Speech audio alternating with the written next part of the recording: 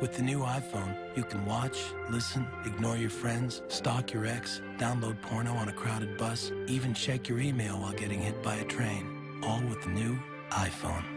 From Mom. Are there any left? There may be one. Okay, it's $500, you have no choice of carrier, the battery can't hold a charge, and the reception isn't very— Shut up and take my money. Say, you're from one of those ethnicities that knows about technology. Why is it called an iPhone? I'll explain after I install it.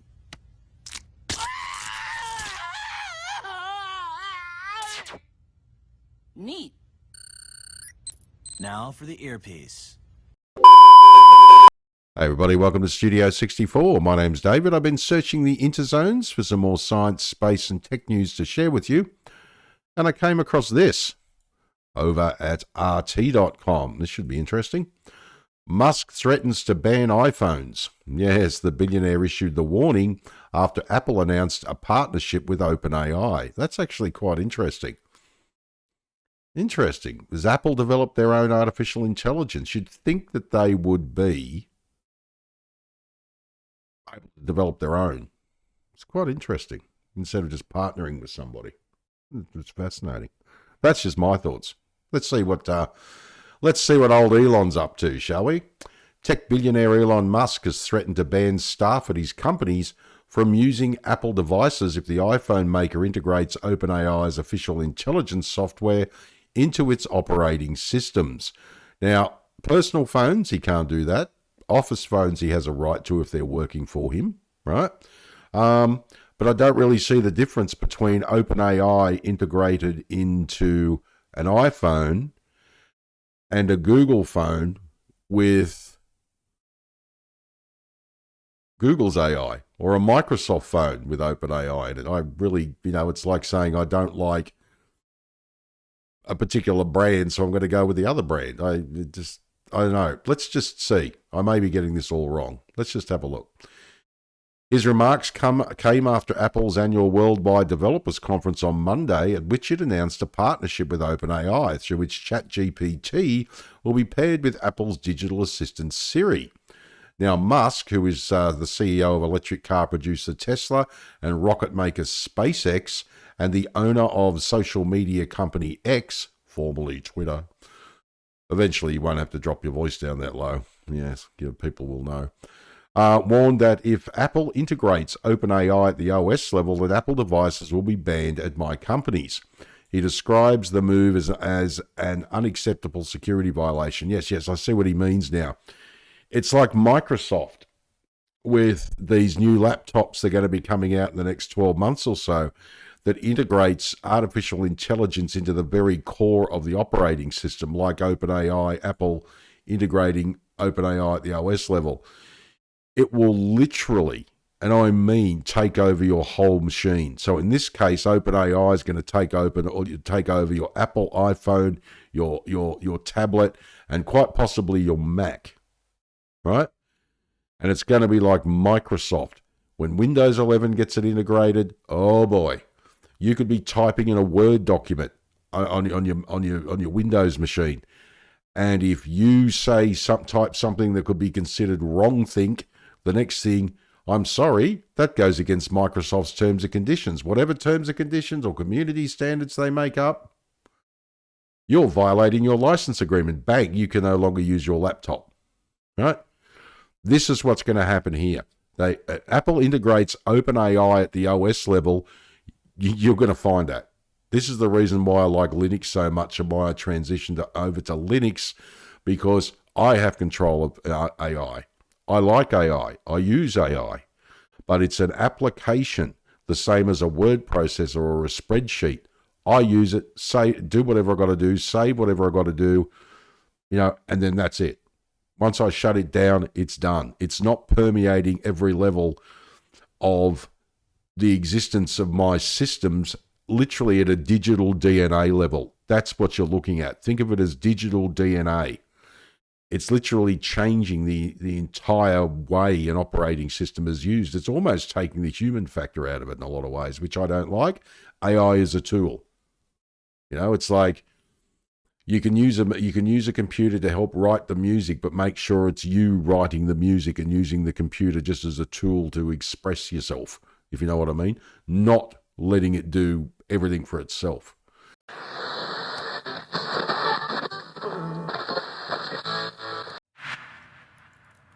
Apple is partnering with OpenAI, and Elon Musk not happy. The Tesla CEO announcing in a post on X that if Apple integrates OpenAI in its OS, he will ban devices at his companies. Musk went on to call the partnership an unacceptable security violation. During Apple's Worldwide Developers Conference keynote, Apple announced ChatGPT will be available for free in both iOS 18 and Mac OS Sequoia. In a statement, OpenAI CEO Sam Altman, who appeared at the conference, expressed excitement at the partnership, noting Apple's shares our commitment to safety and innovation. Elon Musk was among OpenAI's co-founders back in 2015. Remember, company's founding statement warned of the dangers of AI if it were built or used incorrectly. Just 3 years later, Musk left OpenAI's board. He's since become a critic of the company.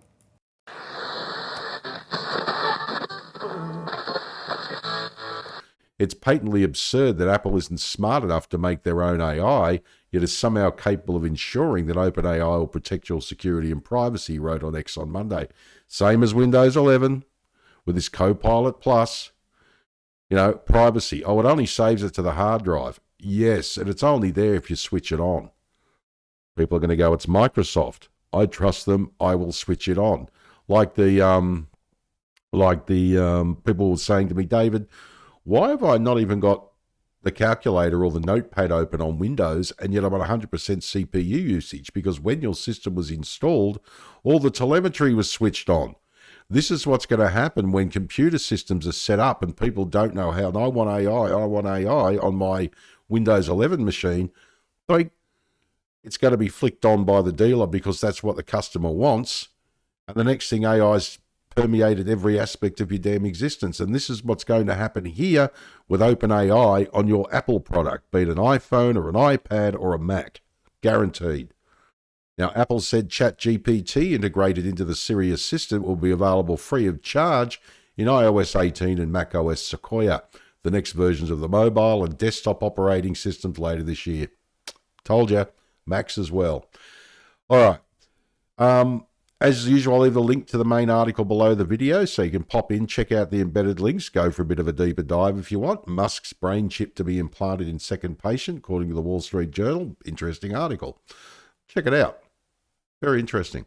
Musk responded by saying employees and visitors to his companies would have to check their Apple devices at the door, where they can be stored in a Faraday cage, a device that blocks electromagnetic fields. Bloody good idea. The iPhone maker has also announced the launch of its generative AI, known as Apple Intelligence, which will soon be introduced across its ecosystem. Interesting. Interesting indeed. The company stressed that user data will be safe and that its AI has been built with privacy from the ground up. Bullshit.